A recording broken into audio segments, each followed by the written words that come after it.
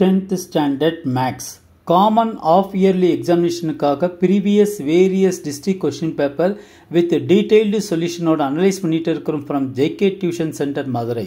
இந்த மாதிரி various district question paper நீங்க நல்லா தரவா பார்த்துட்டானா will get more than 90% of the marks கண்டிப்பாக வாங்க முடியும் students. Let us start part 1 question number 6. I am J Kumar.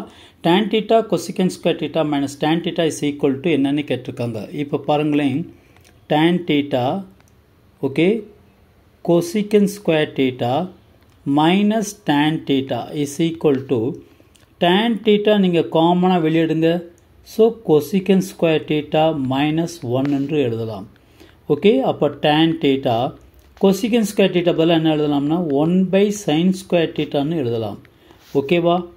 அப்ப tan theta இது LCM எடுங்க, இங்க by 1 இருக்கும். so sin square theta இப்போ cross multiplication பண்ணுங்க 1 minus sin square theta.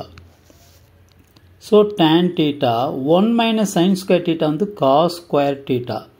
ஏன்னா உங்களுக்கு தெரியணும் sin square theta plus cos square theta is equal to 1. therefore cos square theta is equal to என்ன இருக்கும்? இந்த sin square theta அங்கிட்டு கொண்டு போயிருங்க.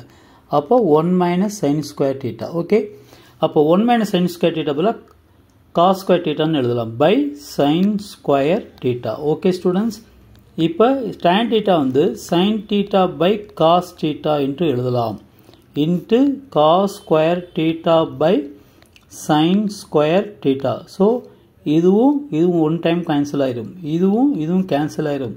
so the remaining என்ன இருக்கும்? so cos theta by sin theta which is equal to cot theta. அப்போ option D is the correct one.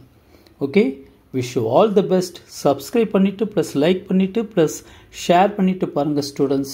thank you.